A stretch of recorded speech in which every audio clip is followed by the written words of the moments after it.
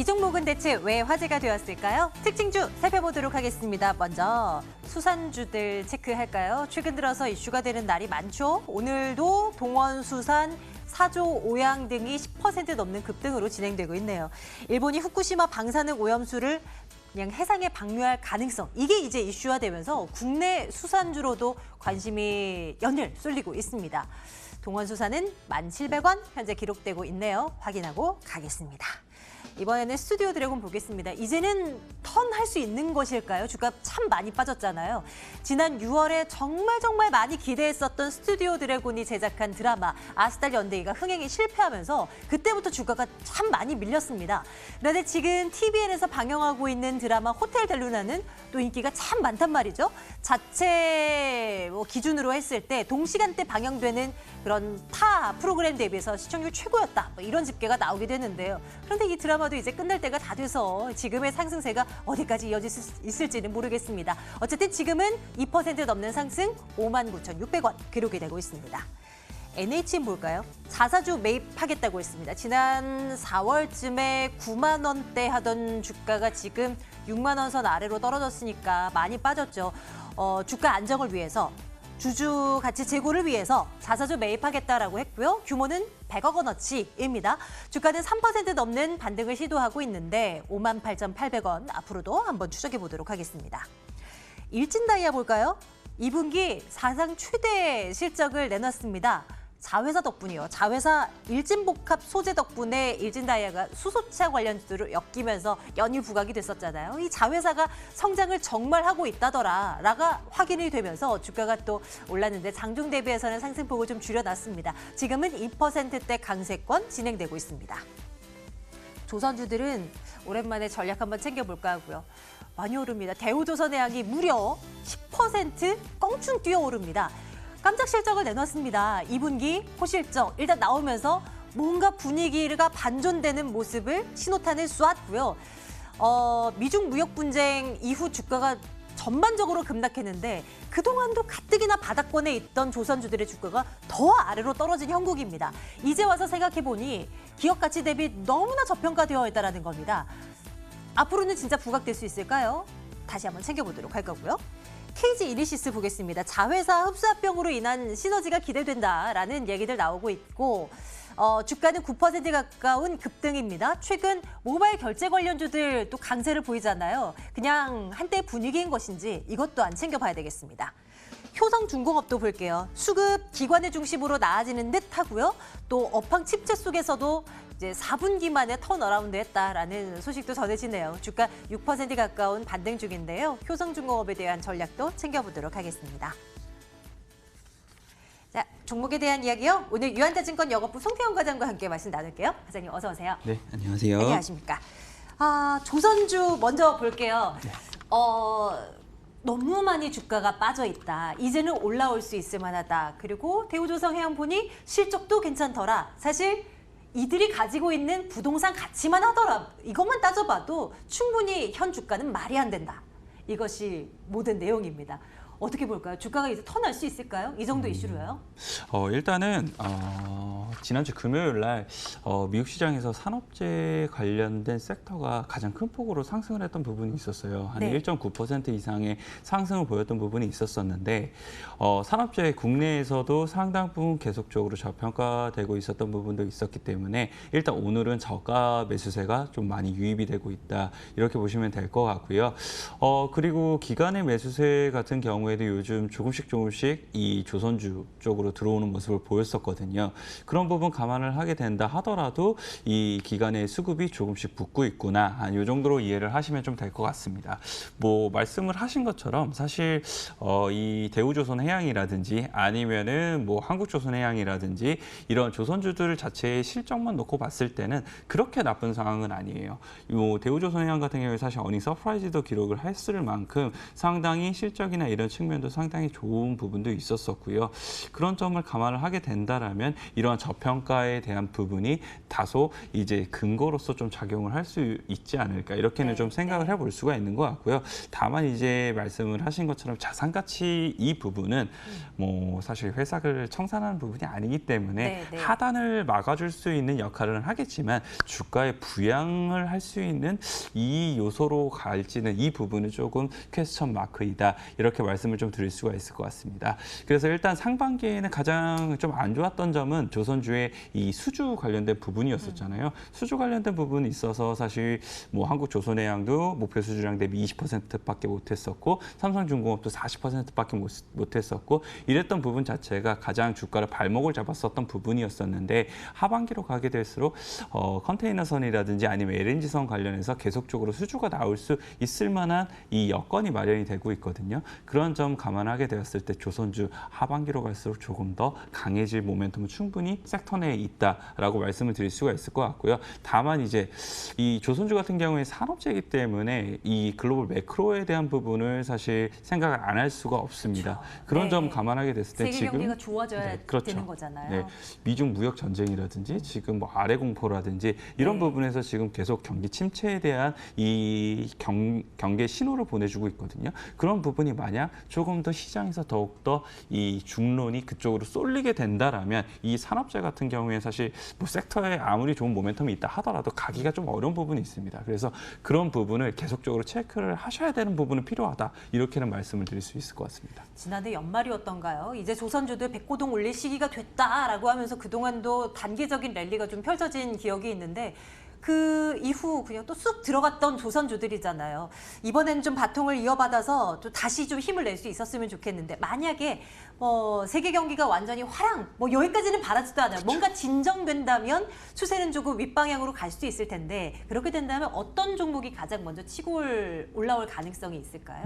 아무래도 만약에 그렇게 된다 하면은 이 낙폭이 가장 컸던 종목이 어떤 것일까? 이 7월 때부터 사실 많이 이런 이 미중 무역 분쟁이나 이런 부분이 격화가 되게 되면서 많이 조선주들이 훨씬 더 코스피 대비 많이 빠졌던 부분이 있었었는데 거기서 가장 많이 빠졌던 종목이 사실 대우조선해양이에요. 대우조선해양이 한 26% 정도 하락을 했던 부분이 있었었거든요. 그런 부분 감안하게 됐을 때 만약 이 부분에서 어느 정도 정상화로 이루어질 수 있게 된다라면 그런 부분에서 빠르게 이 반등이 가능하다 이렇게 말씀을 드릴 수가 있을 것 같고요. LNG선에 대한 모멘텀 같은 경우는 아무래도 대우조선해양이 이 타사 대비했을 때 더욱더 높을 수밖에 없다라고 보여지고 있습니다. 그런 부분에서 감안을 하게 된다라도 대우조선해양 상당히 조선주가 올라오게 된다라면 탑픽으로서 자리매김을 할 수 있지 않을까 이렇게 생각을 해보고 있습니다. 투자 의견 네, 좋아요? 좋아요. 네. 가겠습니다. 네, 조선주들 점검을 해봤고요. 다음은 KG 이니시스 볼게요. 지난주였나요? LHN 한국사이버결제 본 적 있었고 다날에 대한 이야기는 하지 않은 것 같지만 어쨌건 최근 들어서 이 결제 관련주들의 상승세가 나오고 있습니다. KG 이니시스는 오늘 증권사 호평도 나왔던데요. 왜 좋은 것인지에 대한 설명을 조금 과장님께서 더 해주세요. 네. KG 이니시스 같은 경우에는 뭐 가장 큰 매출 비중 그리고 영업이익의 기여도 이 부분 자체가 이제 페이먼트 시스템에 있다라고 보시면 될 것 같은데요. 박소연 앵커님께서 말씀을 해주신 것처럼 NH 사이버 결제라든지 한국 사이버 결제라든지 아니면 다날이라든지 실적이 다 좋게 나오는 네, 모습을 맞아요. 보이고 있어요. 그런 점을 감안하게 됐을 때 당연히 이 페이먼트 시장에 있는 KG 이니시스도 계속적으로 실적에 대한 모멘텀은 이 흔들릴 여지는 없다 이렇게 보시면 될 것 같고요. 물론 이제 두 개의 큰 대형사가 KG 이니시스에서 좀 빠져나가는 모습을 보이고는 있어요. 하지만 그럼에도 불구하고 실적적인 측면을 봤을 때는 그렇게 나쁘지는 않았었거든요. 그런 점을 감안하게 됐을 때는 일단 페이먼트 시장에서 이 어느 정도 실적에 대한 부분이 안정적으로 성장을 하고 있고 여기서도 사실 카드 이 수수료라든지 이런 부분이 인하게 되는 부분이 있어서 신규 이 사업의 기회도 한번 노려볼 수 있거든요. 그런 점 감안했을 때는 일단은 페이먼트 이 사업 부분이 워낙 탄탄하다 이렇게 말씀을 드릴 수가 있을 것 같고요. 두 번째 같은 경우에는 사실 O2O 결제 서비스를 점점 확대를 하고 있다. 이 부분을 말씀을 드리고 싶습니다. 혹시 박소연 앵커님께서는 네. 스타벅스의 사이렌오도 사용하시나요? 저희 회사의 1층에 예전에는 스타벅스 있었잖아요. 그렇죠. 네네. 그때는 정말 네, 매일매일 썼던 것 같아요. 저도 이 사이렌 오더를 많이 이용하는 편이기는 한데 네. 이 어플을 만든 회사가 사실 KG 이니시스입니다. 그렇다면서요? 예, 그렇게 되면서 사실 이러한 이제 오토 결제 서비스라든지 이런 부분이 확대가 되고 있고 그리고 네. 이제 자회사로 있는 이제 회사가 KFC가 있는데 KFC에도 이런 사이렌 오더를 이제 적용을 한다라고 합니다. 그렇게 된다라면 사실 이제 자회사뿐만 아니라 대부분의 이런 프랜차이즈라든지 이런 부분에서 다 이제 오토 서비스를 결제 서비스가 이제 확대가 될 것으로 예상을 해볼 수가 있는 것 같고요. 그렇게 된다라면 이 F&B 사업 부분에서도 계속적으로 실적이라든지 이런 부분이 추가적으로 더 붙어서 갈 수 있지 않을까 이렇게 좀 생각을 해볼 수가 있는 것 같습니다. 그리고 마지막 세 번째를 말씀을 드리고자 하는데 그 부분은 이제 악재가 어느 정도는 다 반영이 됐다 이 부분인 것 같습니다. 사실 KG 이니시스가 가장 안 좋았던 점은 M&A를 하게 되면서 그 M&A 하는 업체에 대한 우려감이 계속적으로 주가에 반영이 되고 있었거든요. 뭐 동부제철이라든지 아니면 KFC라든지 이런 업체들이 사실 그렇게 상황이 좋지 않은 업체들이었기 때문에 이 주가의 발목을 계속적으로 잡고 있었던 부분이 있었습니다. 그런데 이제 KFC 같은 경우에 2019년도 1분기부터 영업이익이 흑자 전환을 하게 되면서 예상 대비했을 때 좋은 M&A 결과가 아닌가 이렇게 이제 시장에서 받아들이기 시작을 한 것 같고요. 그리고 이제 동부제철 같은 경우에도 이제 자금이 계속적으로 들어갔던 부분이 있었는데 이제 8월 말을 이제 기점으로 해서 이제 다 자금 투입이 되게 됩니다. 그런 부분 감안하게 됐을 때도 어느 정도는 악재는 다 이미 주가에 반영이 되어 있고 이 기존의 사업 그리고 신규 사업까지도 계속적으로 확대가 된다라면 그런 부분에서 지금 주가는 많이 저평가되어 있는 게 아닌가 이렇게 말씀드릴 수가 있는 것 같습니다. 투자 의견 좋아요 주시는 좋아요 거네요. 의견을 드립니다. 네, KG 이니시스 앞으로 눈여겨보도록 하고요. 하지만 오늘의 탑픽은 이 종목이 아닙니다. 오늘의 탑픽은 바로 효성중공업입니다. 깜짝 실적을 내놨고 뭐 물론 그렇긴 하지만 그래도 이 종목을 탑픽으로 올려놓을 정도로 앞으로 괜찮다라고 보시는 거잖아요. 어떤 근거를 들어볼까요? 네, 이 종목 같은 경우 예전에도 한번 이 시간에 말씀을 드렸던 종목입니다. 사실 그때도 이제 실적을 발표를 하게 되면서 거래량이 많이 터졌을 때 이거는 조금 예전과는 좀 다른 모습이다라고 말씀을 드렸던 부분이 있었었는데 역시나 계속적으로 실적에 기반한 이 반등세가 계속 이어지고 있다. 이렇게 보시면 될 것 같고요. 한 가지 조금 말씀을 드릴 게 실적을 발표하고 나서부터 예전부터 있었던 신용 물량이 계속적으로 줄어드는 모습을 보이고 있어요. 네. 효성중공업이. 네네. 이 효성중공업이 줄어들게 되면서 그 물량을 기관들의 매수세로 채워나가는 부분이 있거든요. 그런 점에서 봤을 때는 예전부터 계속적으로 물려 있었던 부분을 기관이 손바뀜이 일어나게 되면서 주가가 새롭게 변화하고 있다. 이렇게 해석을 해볼 수가 있는 것 같고요. 그에 따라서는 실적에 기반되어 있고 그리고 이제 배당에 대한 부분을 조금 고려를 해볼 수가 있는데 사실 작년만 하더라도 효성중공업이 배당을 실시하지 않았던 부분이 있었습니다. 그런데 이번 NDR에서는 배당에 관련돼서 이미 상반기에만 당기순이익을 427억을 벌었기 때문에 우리가 이번 연도에는 배당도 가능합니다. 라고 언급했던 부분이 있습니다. 그렇게 된다라면 기관의 입장에서는 지금 실질적인 모멘텀도 있겠다. 그리고 배당도 받을 수도 있겠다. 이런 점을 감안하게 됐을 때에는 뭐 양거 이득이라고 볼 수가 있겠죠. 그런 부분에서 봤을 때 지금 충분히 저평가되고 많이 올라갈 요소가 너무 많다. 이렇게 보여지고 있는 종목이라고 할 수 있을 것 같습니다. 목표가 설정 부탁드려도 되나요? 네, 목표가는 일단은 47,000원을 좀 제시를 해드리는 편이에요. 47,000원까지는 무난하게 상승을 할 수 있지 않을까 이렇게 좀 기대를 해볼 수가 있는 것 같고요. 다만 이제 손절가로 제시를 해드리는 부분은 33,400원을 제시를 해드리면서 어떤 종목이라도 손절가를 만들어 놓고 들어가시는 건 상당히 필요하다라고 생각이 되고 있습니다. 그래서 33,400원까지 내려가게 됐을 경우에는 꼭 손절을 하셔야만 한다 이렇게 말씀을 드리고요. 매수범위 36,000원, 37,000원인데 지금 37,550원입니다. 그래도 지금이어도 충분히 분할 매수로 들어갈 만하다 이렇게 말씀드리도록 하겠습니다. 효성중공업 내일장 탑픽으로 꼽아봤고요. 유한타증권 영업부 송태영 과장과 함께 말씀 나눴습니다. 과장님 고맙습니다. 네, 감사합니다.